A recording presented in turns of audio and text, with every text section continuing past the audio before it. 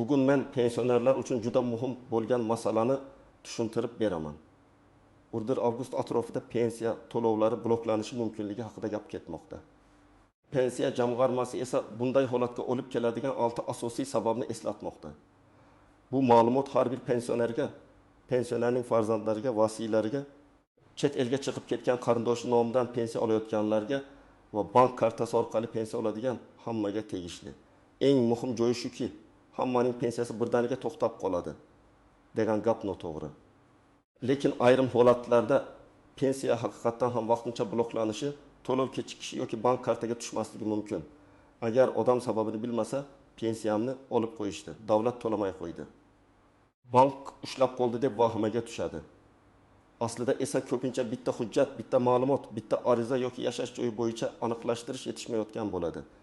Shu sababli hozir videoni oxirigacha ko'ring. Men sizga oddiy tilda tushuntiraman. Oldin qanday edi? Hozir nima o'zgardi? Kim xavotir olishi kerak? Kim xavotir olmasligi kerak? Qaysi 6 sabab pensiya to'xtashiga olib keladi va bunday vaziyatda aniq nima qilish kerak? Kanalga hoziroq obuna bo'ling, videoga like bosing. Chunki bunday ogohlantirishlar ko'p odamni muammoga tushishdan oldin asrab qoladi. Avvallari ko'p pensionerlar pensiyasini deyarli avtomatik tartibda olaverardi. Mahalla bank, pochta yoki pensiya jamg'armasi bo'limi orqali hujjatlar yuritilardi. Agar odam o'z manzilida yashab turgan bo'lsa, pasport ma'lumotlari o'zgarmagan bo'lsa, bank kartasi ishlayotgan bo'lsa, odatda hech qanday muammo chiqmasdi. Pensiya har oy belgilangan sanalarda naqd yoki karta orqali berilardi. Hozir esa tizim ancha raqamlashtirilgan. Bu yaxshi tomoni bilan ham, ogohlantiruvchi tomoni bilan ham muhim. Yaxshi tomoni shuki, ortiqcha qog'ozbozlik kamayadi. Ma'lumotlar elektron bazadan tekshiriladi. Pensionerning staji, daromadi, yashash holati, bank rekvizitlari tezroq aniqlanadi. Lekin boshqa tomoni shuki, elektron tizimda nomuvofiqlik chiqsa, masalan, pasport seriyasi yangilangan. Lekin bazada eski ma'lumot qolgan bo'lsa, bank kartasi muddati tugagan bo'lsa, pensioner chet elda uzoq qolib ketgan bo'lsa yoki vafot etgan shaxs nomidan pul olinayotgani aniqlansa, tizim to'lovni avtomatik ravishda tekshiruvga qo'yishi mumkin. Ko'pchilik bloklanadi degan so'zni eshitib, pensiyadan butunlay mahrum bo'laman deb o'ylaydi. Men buni aniq aytaman. Ko'p holatda bu butunlay bekor qilish emas, vaqtincha to'xtatib turish yoki aniqlashtirishdir. Agar sabab qonuniy bo'lsa, hujjat to'g'rilansa, ma'lumot tasdiqlansa, pensiya qayta tiklanadi va ko'pincha to'lanmagan davr uchun ham qayta hisoblab beriladi. Lekin odam vaqtida murojaat qilmasa, oylar o'tib ketadi. Keyin isbotlash, hujjat yig'ish, bankdan ma'lumot olish, yashash joyini tasdiqlash qiyinlashadi. Burada avgust sanasi atrofidagi ogohlantirishni men shunday tushunaman. Avgust oyidagi reyestrlar, ma'lumotlar solishtiruvi, bank to'lovlari yoki tizimdagi tekshiruvlar davrida ayrim pensionerlarning holati alohida ko'rib chiqilishi mumkin. Shuning uchun hamma pensionerning pensiyasi burdet avgustda bloklanadi deb emas.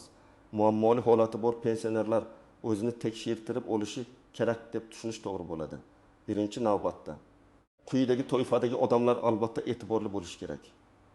Agar siz yaqinda pasport yoki ID karta almashtirgan bo'lsangiz, yashash manzilingiz o'zgargan bo'lsa, bank kartangiz muddati tugagan bo'lsa, pensiyani ishonchnoma orqali boshqa odam olayotgan bo'lsa, chet elga chiqib uzoq vaqt qolgan bo'lsangiz, nogironlik pensiyasi olsangiz va tibbiy ko'rik muddati yaqinlashgan bo'lsa, albatta holatingizni tekshiring. Masalan, bir pensioner otaxon har oy 1.200.000 so'm pensiya oladi. U ID kartasini yangilagan, lekin bankdagi karta hisobida eski pasport ma'lumoti turibdi. Pensiya jamg'armasi elektron reyestrida yangi ma'lumotni ko'radi. Bank esa eski ma'lumot bilan to'lovni qabul qilmaydi yoki aniqlashtirishga qo'yadi. Natijada otaxon pensiyam tushmadi deydi. Aslida muammo pensiya tayinlanishida emas, ma'lumotlar bir-biriga mos emasligida. Yana bir misol. Onaxon pensiyasini o'g'li ishonchnoma orqali olib turadi. Ishonchnoma 1 yilga berilgan, muddat tugagan, lekin o'g'il buni unutgan. Avgust oyida bank yoki pochta to'lov berayotganda ishonchnoma muddati o'tganini ko'radi va pulni bermaydi. Onaxon esa pensiyam blok bo'libdi deb o'ylaydi. Bu holatda yechim oddiy. Yangi ishonchnoma rasmiylashtiriladi yoki pensionerning o'zi bankka borib hisobini tasdiqlaydi. Kim xavotir olmasligi kerak.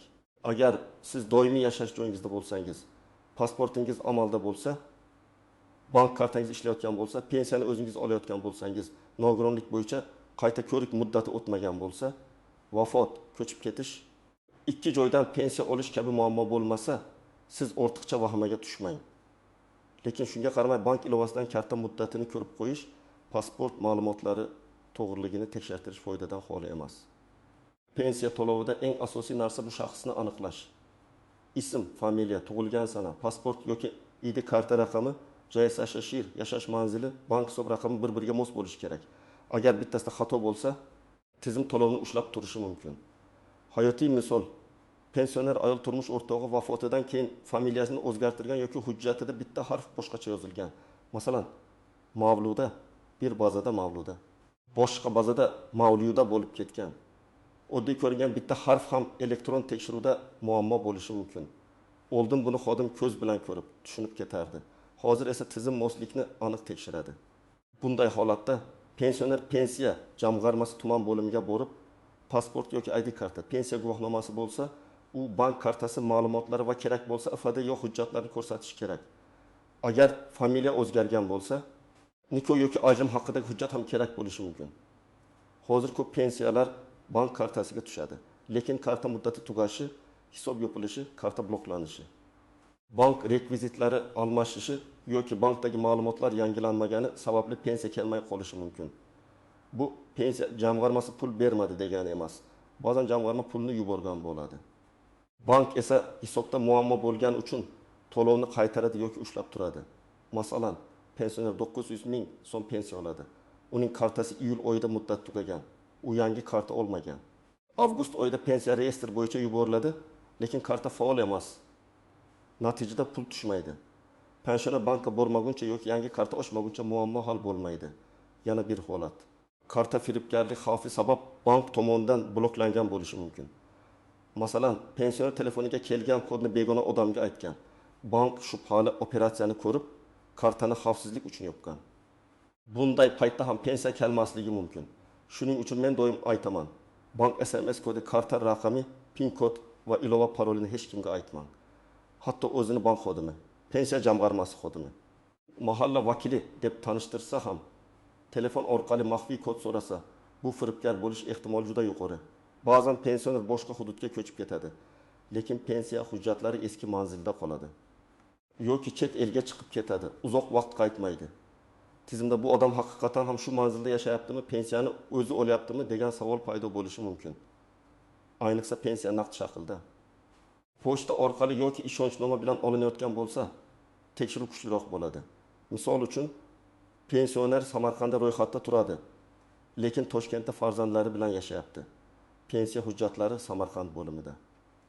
Agar to'lov bilan bog'liq tekshiruv bo'lsa, mahalla yoki tegishli organ pensioner shu manzilda yo'qligini bildirishi mumkin. Shunda to'lov aniqlashtirish uchun to'xtatiladi. Bu pensioner pensiyadan mahrum bo'ldi degani emas. U yashayotgan joy bo'yicha murojaat qilib, pensiya ishini ko'chirish yoki ma'lumotni yangilash kerak. Chet el masalasida ham ehtiyot bo'lish kerak. Agar pensioner uzoq muddat boshqa davlatda yashayotgan bo'lsa, ayrim hollarda uning tirikligi, yashash holati yoki pensiya olish huquqi tasdiqlanishi kerak bo'ladi. Bunda konsullik orqali ma'lumot, notarial tasdiq yoki tegishli ariza talab qilinishi mumkin. Har bir holat alohida ko'riladi. Shuning uchun chet elga chiqsam pensiyam avtomat bekor bo'ladi deb o'ylamang. Lekin hech kim bilmaydi, pensiya tushaveradi deb ham beparvo bo'lmang. Nogironlik pensiyasi yoki nogironlik nafaqasida juda muhim masala bor. Agar nogironlik muddati belgilanmagan bo'lsa, ma'lum vaqtdan keyin tibbiy ijtimoiy ekspertizadan qayta o'tish kerak. Agar qayta ko'rik muddati tugasa va odam o'z vaqtida ko'rikdan o'tmasa, to'lov vaqtincha to'xtatilishi mumkin. Masalan, ikki guruh nogironligi 2024 yil avgustgacha belgilangan bo'lsa, pensioner iyul oyidayoq tibbiy hujjatlarni tayyorlab, poliklinika orqali ko'rikka yo'llanma olishi kerak edi. Agar u keyin boraman deb sentyabrgacha yurib qolsa, avgust pensiyasi to'xtashi yoki kechikishi mumkin. Keyin u ko'rikdan o'tib, nogironlik tasdiqlansa, qonunda belgilangan tartibda to'lov qayta tiklanadi. Lekin kechikish odamning o'z vaqtida murojaat qilmaganidan kelib chiqadi. Bu yerda yana bir nozik shart bor. Ba'zi odamlar men kasalman, o'zim bora olmayman deydi. Bunday holatda yaqinlari poliklinika, tibbiy ijtimoiy ekspertiza va pensiya jamg'armasi bilan bog'lanib, Uyda ko'rikdan o'tkazish yoki hujjatlarni masofadan tayyorlash imkoniyatini so'rash kerak. Jim turish muammoni hal qilmaydi. Bu eng jiddiy sabablardan biri.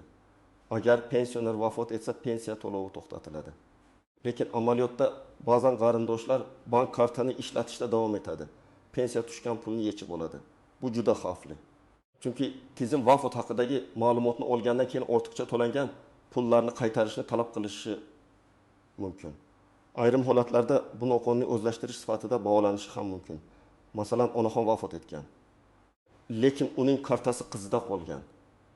Qizi baribir uy xarajatlariga ishlataman deb 2 oy pensiyani yechib olgan. Keyin pensiya jamg'armasi vafot sanasidan keyin to'langan 2.400.000 so'mni aniqlaydi va qaytarishni so'raydi. Qiz men bilmagandim desam, huquqiy jihatdan bu pul endi marhumga tegishli pensiya sifatida to'lanmasligi kerak bo'lgan mablag' bo'lishi mumkin.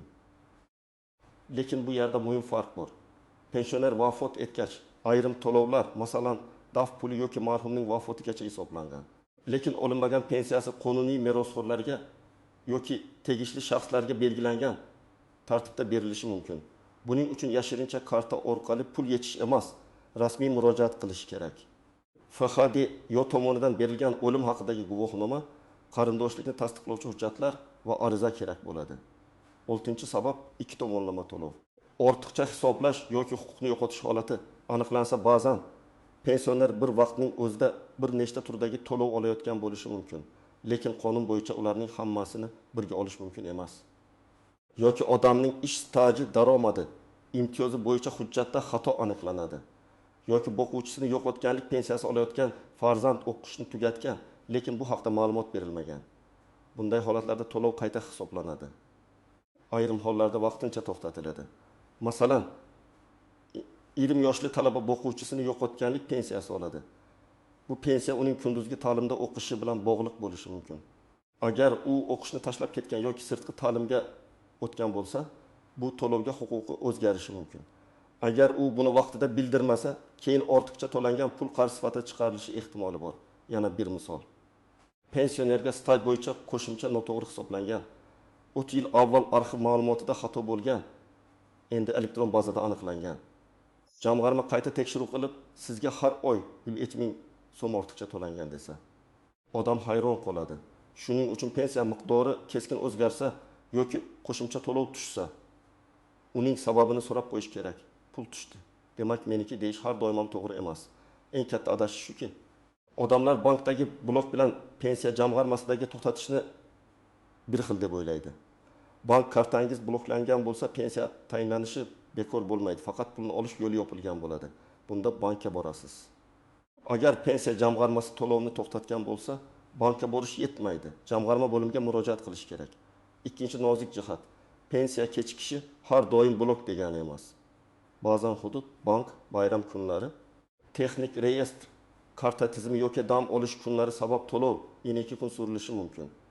Agar odatda 12 sanada tushsa, bu oy 14 yoki 15 sanada tushishi mumkin. Bu blok emas, oddiy kechikish bo'lishi mumkin. Lekin 5-7 ish kuni o'tib ham tushmasa, albatta tekshirish kerak. 3-nozik jihat, ishonchnoma bilan pensiya olish. Ishonchnoma qonuniy bo'lishi kerak. Muddati o'tmagan bo'lishi kerak. Unda aynan pensiya olish vakolati yozilgan bo'lishi kerak. Umumiy ishonchnoma bor deb o'ylab, bankda muammo chiqishi mumkin. Chunki bank yoki pochta marta pensiya olish, bank hisobidan mablag' yechish huquqi aniq ko'rsatilganini talab qilishi mumkin. 4-nozik jihat, pensioner yotib qolgan bo'lsa, ko'p oilalarda bu muammo bor. Otaxon yoki onaxon yurmaydi, bankka bora olmaydi. Pasport yangilashga qiynaladi. Bunday holatda farzandlari oldindan harakat qilish kerak. Notariusni uyga chaqirish, bankning sayyor xizmatini so'rash, mahalla va ijtimoiy xodimlar orqali ma'lumot olish mumkin. Eng yomon yo'l bu kartani yashirin ishlatish va keyin ko'ramiz deb yurish. 5-nozik jihat, telefon orqali kelgan xabarlarga ishonish. Agar sizga 1 avgustda pensiyangiz bloklanadi, mana shu havolaga kiring. Kartangizni tasdiqlang degan SMS yoki Telegram xabar kelsa, juda ehtiyot bo'ling. Rasmiy idoralar odatda karta paroli, SMS kodi, PIN kod so'ramaydi. Pensiyani saqlab qolish uchun hech qachon begona havolaga karta ma'lumotini kiritmang.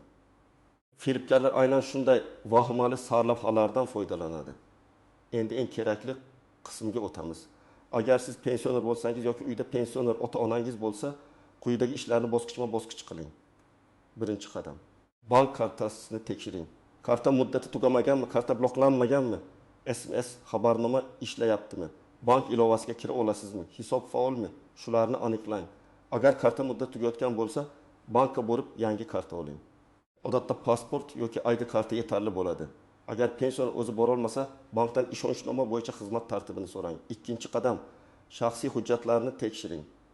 ID karta, pasport, CSHR, pensiya hujjatlari, familiya va tug'ilgan sana bir xil yozilganmi?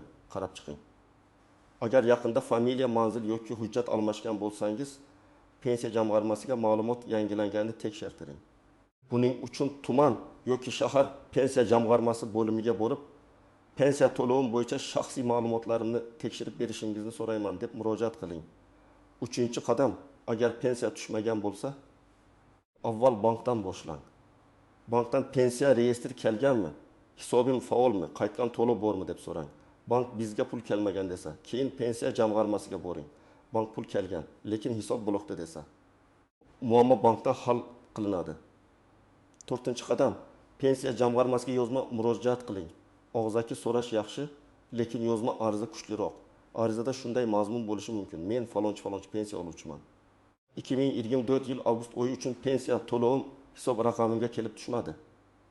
To'lov to'xtatilgan yoki qaytarilgan bo'lsa, sababini yozma ravishda tushuntirib berishingizni va bartaraf etish tartibini ma'lum qilishingizni so'rayman. Arizaga pasport nusxasi, bank karta yoki hisob raqam ma'lumoti, telefon raqamingizni qo'shing. 5-qadam, nogironlik pensiyasi bo'lsa, qayta ko'rik muddatini tekshiring. Tibbiy xulosalarda muddat yozilgan bo'ladi.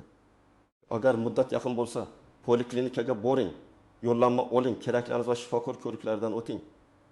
Pensiya to'xtagandan keyin yuguraman demang, oldindan harakat qiling. 6-qadam.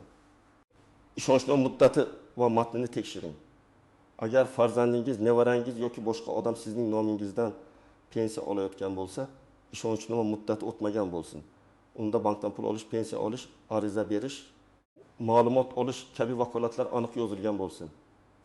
Agar pensioner yoshi katta yoki bemor bo'lsa, notarius bilan maslahat qiling. 7-qadam, chet elda bo'lgan pensionerlar alohida e'tibor bersin. Agar siz uzoq muddat chet elda bo'lsangiz, pensiya olish tartibi bo'yicha pensiya jamg'armasi yoki konsullikdan rasmiy ma'lumot oling. Qo'shnim shunday qilgan ekan degan gap bilan yurish xavfli.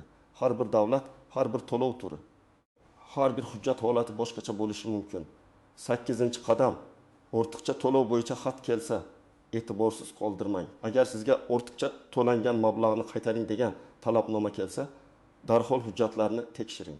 Haqiqatan xato siz tomondan bo'lganmi? Idora xatosimi? Muddatlar to'g'rimi? Hisob-kitob to'g'rimi? Buni aniqlang. Kerak bo'lsa, yozma ravishda qayta hisob-kitob so'rang. Oddiy tekshiruv uchun odatda ID karta yoki pasport, pensiya oluvchining telefon raqami, bank kartasi yoki hisob raqami, pensiya guvohnomasi bo'lsa, u kerak bo'ladi. Agar manzil o'zgargan bo'lsa, doimiy yoki vaqtincha ro'yxat ma'lumoti kerak bo'lishi mumkin. Agar familiya o'zgargan bo'lsa, nikoh ajrim yoki familiya o'zgarishini tasdiqlovchi hujjat kerak bo'ladi. Agar ishonchnoma orqali murojaat qilinsa, notarial ishonchnoma va vakilning pasporti kerak. Nogironlik bo'yicha tibbiy hujjatlar, test xulosasi, poliklinika yo'llanmasi, shifokor xulosalari kerak bo'lishi mumkin. Vafot etgan pensioner bo'yicha murojaat qilinsa, o'lim haqidagi guvohnoma, qarindoshlikni tasdiqlovchi hujjat, merosxo'rlik yoki dafn puli bo'yicha ariza talab qilinishi mumkin. Men tavsiya qiladigan eng to'g'ri yo'l, har bir hujjatdan nusxa tayyorlab qo'ying, lekin aslini ham olib boring. Ariza topshirsangiz, qabul qilingan sanasi va raqamini yozdirib oling. Agar elektron murojaat qilsangiz, murojaat raqamini saqlab qo'ying. Chunki keyin men murojaat qilgandim deyish uchun dalil kerak bo'ladi. Demak, 4 avgust tarafidagi gaplardan asosiy xulosa shuki, hamma pensionerning pensiyasi bir kunda bloklanmaydi. Lekin ma'lumotida xato bor, bank kartasi ishlamayotgan, ishonchnomasi muddati o'tgan, yashash joyi tasdiqlanmagan, nogironlik qayta ko'rigi o'tib ketgan, vafot yoki ortiqcha to'lov bilan bog'liq holat aniqlangan pensionerlarda pensiya vaqtincha to'xtashi mumkin. Men ekspert sifatida sizga eng muhim maslahatni beraman. Pensiya tushmay qolishini kutmang, oldindan tekshiring. Bank kartangizni, pasport ma'lumotlaringizni, ishonchnomangizni, tibbiy ko'rik muddatini yashash manzilingizni va pensiya jamg'armasidagi ma'lumotlaringizni aniqlashtirib qo'ying. Bitta kunlik harakat bir oy yoki bir necha oylik asabiylashishning oldini oladi. Agar pensiyangiz tushmagan bo'lsa, vahimaga tushmang, lekin jim ham turmang. Avval bankka murojaat qiling, keyin pensiya jamg'armasidan sababini yozma so'rang. Sabab aniq bo'lsa, yechim ham topiladi. Sizning hududingizda pensiya vaqtida tushyaptimi yoki kechikyaptimi? Bank kartasi, ishonchnoma yoki hujjat bilan muammo bo'lganmi? Izohlarni yozib qoldiring. Boshqalar ham sizning tajribangizdan foyda oladi. Video foydali bo'lgan bo'lsa, like bosing, kanalga obuna bo'ling va yaqinlaringizga yuboring. Chunki bu ma'lumot ayniqsa yoshi katta ota-onalarimiz uchun juda kerak.